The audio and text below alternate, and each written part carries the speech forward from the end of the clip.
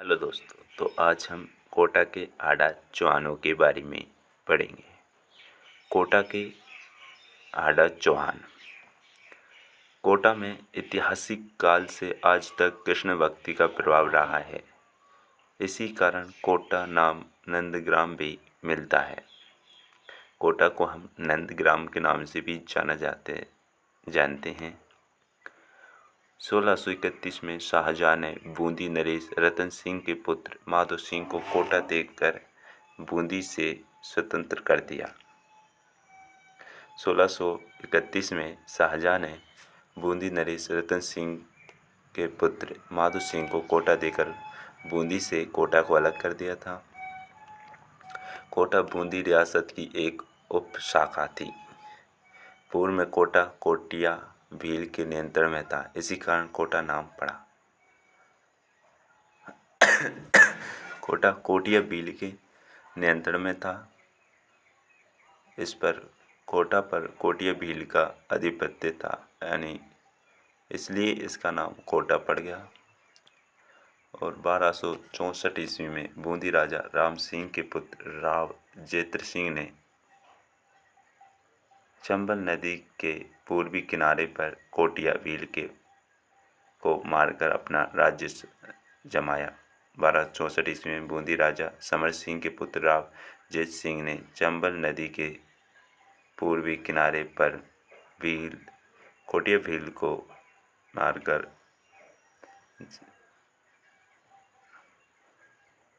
अपना राज्य जमाया। विजय सिंह 1752 से 1798 इनका शासनकाल रहा। विजय सिंह का 1752 से 1798। बख्त सिंह के पुत्र थे ये। इसके समय राम सिंह ने 1754 में मराठा जयपा सिंधिया के नेतृत्व में जोधपुर पर आक्रमण किया। फिर आए माधो सिंह। विजय सिंह के बाद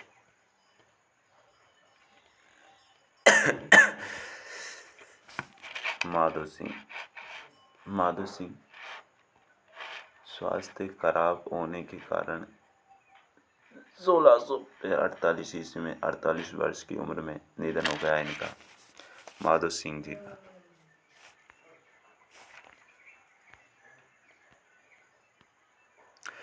और इस समय शाही दरबार में 5000 मनसब एवं 25 सवारों के अधिकारी थे ये। कोटा का बड़ा महल पाटन पोल ने कारखानों का दरवाजा आदि निर्माण करवाया। पाटन पोल में कारखानों का दरवाजा आदि निर्माण करवाया। महाराव मुकुंद सिंह चौहान। अब आते हैं महाराव मुकुंद सिंह चौहान। इसने अपने पिता की तरह कोटा साम्राज्य का विस्तार कर 5 परगने अपने राज्य में सम्मिलित कर कुल 48 परगनों का मालिक बनाया।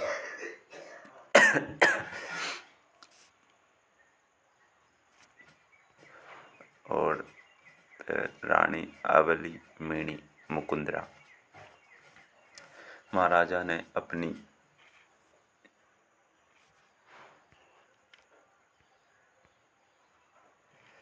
महाराव मुकुंद सिंह चौहान। इसने अपने पिता की तरह कोटा साम्राज्य का विस्तार कर 5 परगने अपने राज्य में सम्मिलित कर कुल 48 परगने का मालिक बना। रानी अवलीमीणी मुकुंदरा।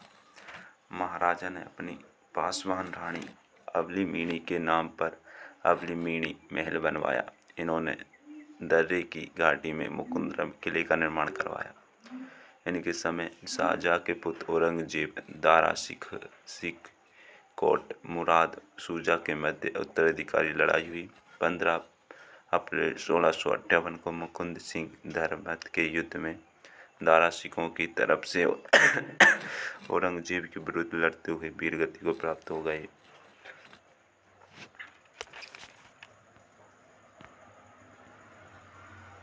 महाराज जगत सिंह चौहान। राजा मई 1658 में 14 वर्ष में तो 1683 ईस्वी में औरंगाबाद में हुई। इन्हें कुछ महीने बाद औरंगजेब ने दिल्ली बुलाकर खजुराहो के युद्ध 10 जनवरी 1659 को मई सूजा के विरुद्ध लड़ने भेजा। युद्ध में सूजा तो घबरा कर भाग गया और जगत सिंह मराठों के विरुद्ध लड़ाई में कई वर्षों तक दक्षिणी भारत बुरहानपुरा व औरंगाबाद में रहे। यहीं पर मृत्यु हो गई। किशोर सिंह चौहान राजा 1684 में राजा औरंगजेब की नियुक्त किया। किशोर सिंह चौहान को मृत्यु 1695 में दक्षिणी लड़ाई में व्यस्त होने से हो गई। इनके समय 1689 में बगीरवाल जैन व्यापारी ने सिहावनपुरा के पास चांदखेड़ी में भगवान आदिनाथ जैन का जैन मंदिर बनवाया। महाराव राम सिंह चौहान शासनकाल 1695 से 1707 रहा। औरंगजेब के उत्तराधिकारी मुअज्जम व आजम शाह राम सिंह ने औरंगजेब की मृत्यु के बाद दो छोटे पुत्र आजम शाह का पक्ष लिया।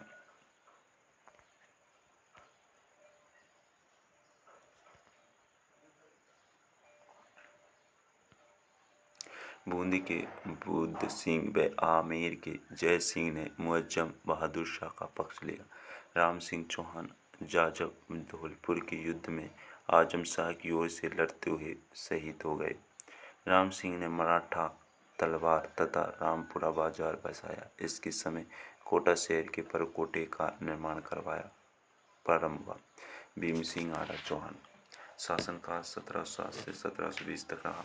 बादशाही फर्रुख सियर ने इन्हें गागरोन सौंपा। बुद्ध सिंह कोटा पर आक्रमण का आदेश। बुद्ध सिंह ने आक्रमण कोटा जीता। 1713 में कोटा भीम सिंह बुद्ध को अपने अधिकार कर लिया। बुद्ध ने दिल्ली बहादुर शाह 1715 में बूंदी के अधीन।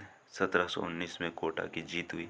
ये वृंदावन से होते हुए कोटा लौट रहे थे तो वैराग्य हो गया और अपना नाम कृष्णदास रख लिया। इन्होंने कोटा का नाम नंदगांव और शेरगढ़ का नाम बरसाना रखा। कोटा में अपने राज्य के सिक्के डालने की प्रथम टकसाल लगाई। ये शाही सेना के साथ 1720 में भंडार के युद्ध निजामुद्दीन के साथ लड़ते हुए वीरगति को प्राप्त हुए। मुगल सम्राट फर्रुख सियर ने भीम सिंह को शेरगढ़ किला सौंपने में दिया। दुर्जन साल आड़ा चौहान शासनकाल 1723 से 1756 रहा। इनके समय प्रमुख सरदार एवं बदी का दीवान झाला हिम्मत सिंह था।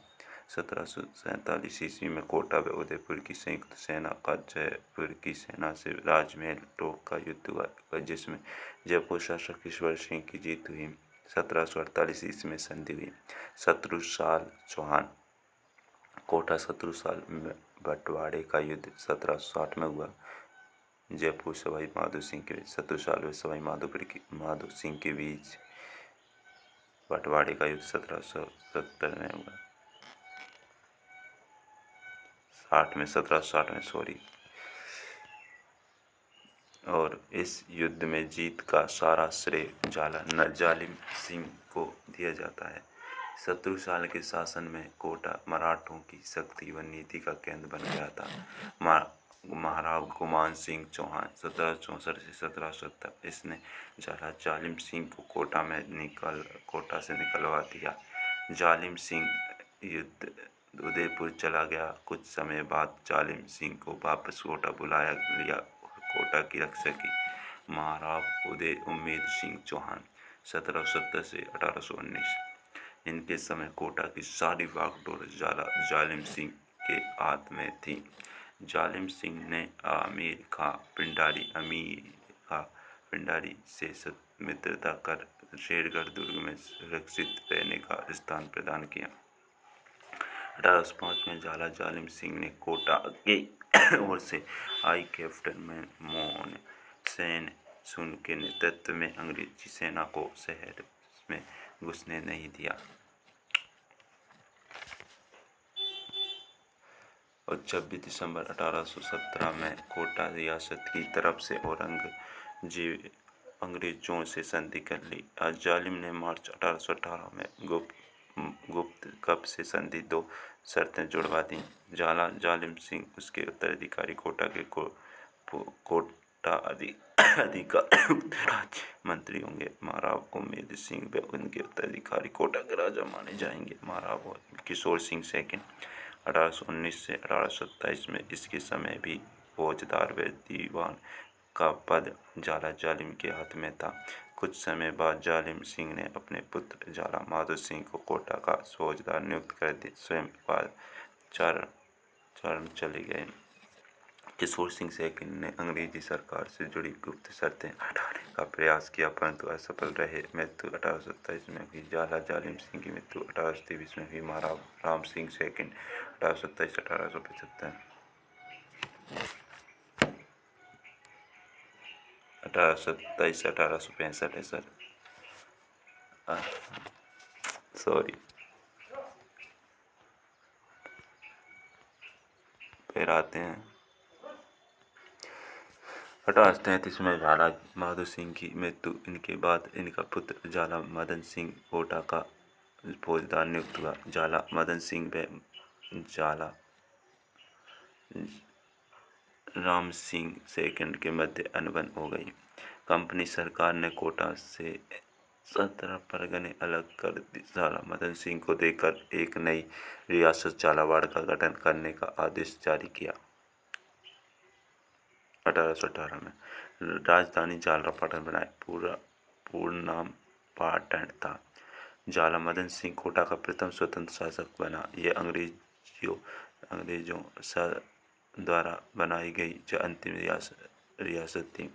महाराव मरहूम राम सिंह सेकंड के काल में 1857 का प्रथम स्वतंत्रता संग्राम लड़ा गया। झालावाड़ जालिम सिंह 1769 से 1823 यह कोटा का मुख्य प्रशासक एवं फौजदार था। बड़ा कूटनीतिज्ञ एवं कुशल शासक था। जालिम सिंह यह 1758 में कोटा का फौजदार बना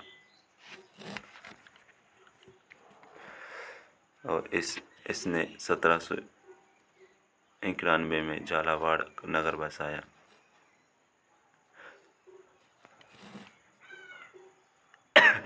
1747 में देश आज़ाद होने के बाद मार्च 1948 में कोटा का राजस्थान संघ में विलय हो गया। इसके बाद इसका वर्तमान राजस्थान में विलय हो गया। कोटा का डी कोर्ट नरेश एवं कोटा का दुर्गादास राठौर कोटा दीवान जालिम को किस कोटा नरेश के काल में राजकीय आदेशों पर जय गोपाल लिखा जाने लगा। महाराज भीम सिंह काटा के समय किस कोटा नरेश ने बैरागी धारण कर स्वयं को कृष्णदास ब्रजनाथ का सेवक का बोला एवं वृंदावन को अपना आवास बना लिया। महाराज भीम सिंह प्रथम दाढ़ा ने कोटा नरेश जो युद्ध स्थल में अपने बहादुर हाथी के ओहदे में अपने सम्मुख अपने इष्ट देव की प्रतिमा रखता था। महाराज भीम सिंह प्रथम किस कोटा नरेश को अंग्रेजों द्वारा केसर-ए-हिंद की उपाधि एवं 17 परगने बंदूकों की सलामी द्वारा सम्मान प्राप्त हुआ। महाराज शत्रुशाह सेकंड को